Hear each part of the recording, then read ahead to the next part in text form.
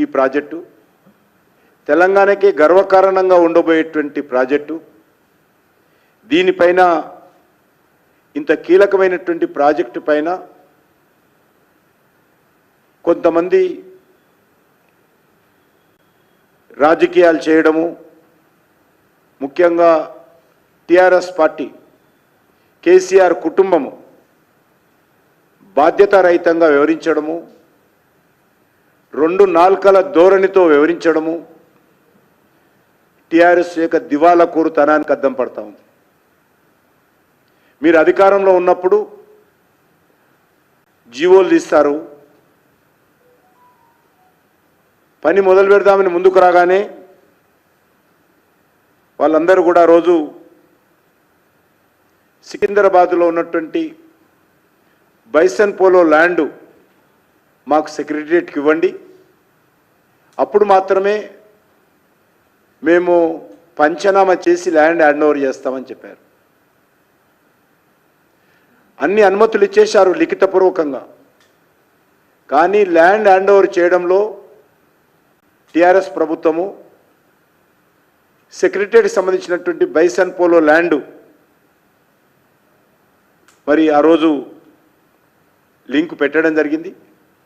కానీ ఆ రోజు క్రీడాకారులు చాలామంది ఆ యొక్క బైసన్ పోలో ల్యాండ్లో సెక్రటరియట్ కట్టడానికి వీల్లేదు, హైదరాబాద్లో ఆడుకోవడానికి ఎక్కడ కూడా ప్లే గ్రౌండే లేవు, ఉన్నటువంటి సెక్రటరియట్ కడితే అక్కడ ఉన్నటువంటి పరేడ్ గ్రౌండ్ కూడా సెక్యూరిటీ యాంగిల్లో ఇబ్బంది అవుతుంది, అక్కడ ప్రతిసారి ఆర్మీ పరేడ్ చేస్తుంది కాబట్టి బైసన్ పోలో సెక్రటరియట్ కడితే ఇబ్బందులు వస్తాయని చాలామంది కోర్టుకెళ్ళడం, డిఫెన్స్ కానీ పర్యావరణవేత్తలు కానీ హైదరాబాద్ సంబంధించినటువంటి గుడ్ గవర్నమెంట్ సంబంధించినటువంటి వాళ్ళు కానీ ఆ రోజు అక్కడ సెక్రటరియట్కు ల్యాండ్ ఇవ్వొద్దని డిఫెన్స్కి అనేక రకాల ఉత్తరాలు రాసి కోర్టు కూడా వెళ్ళారు.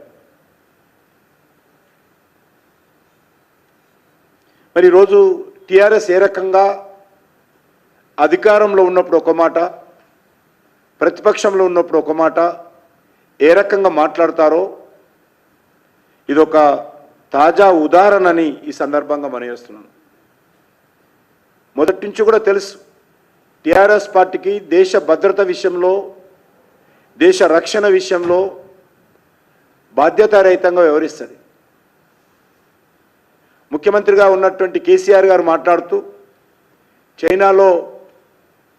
చైనా సరిహద్దులో మన సైనికులు చైనా ఆర్మీ వెంటబడి కొడితే పారిపోయారు అని మాట్లాడారు.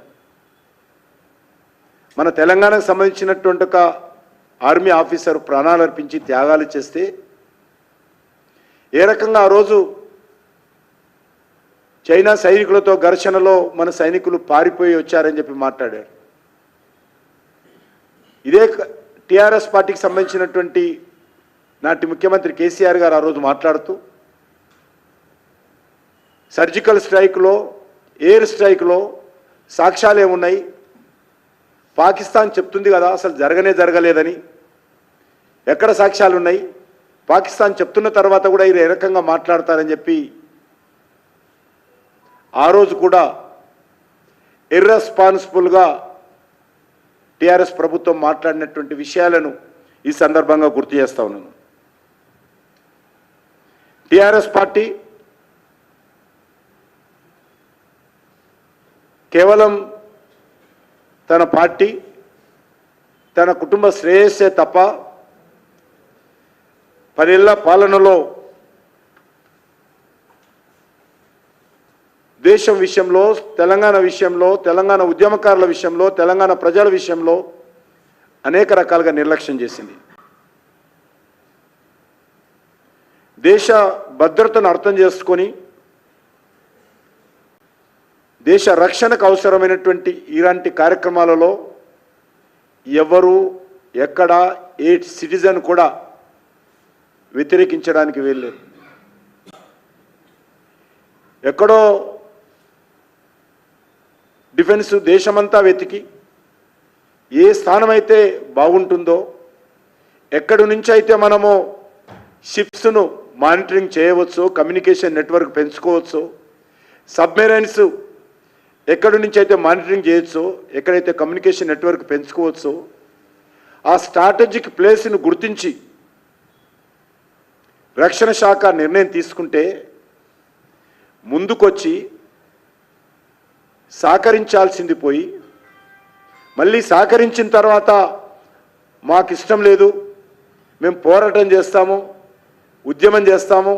ఎవరికి వ్యతిరేకంగా పోరాటం చేస్తారు? కేసీఆర్ని అడుగుతా ఉన్నాను.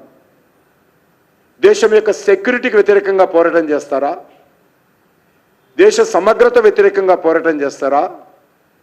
దేశ రక్షణ శాఖకు వ్యతిరేకంగా పోరాటం చేస్తారా? దేశ సైనికులకు భద్రతకు సంబంధించినటువంటి అంశం మీద వ్యతిరేకంగా పోరాటం చేస్తారా? ఈరోజు కేటీఆర్ చెప్పాలి, కేసీఆర్ చెప్పాలి. ఈ రకమైనటువంటి బాధ్యతారహితమైనటువంటి స్టేట్మెంట్లు సభ్య సమాజం ఖండించాల్సినటువంటి అవసరం ఉందని సందర్భంగా మనవి చేస్తున్నాను.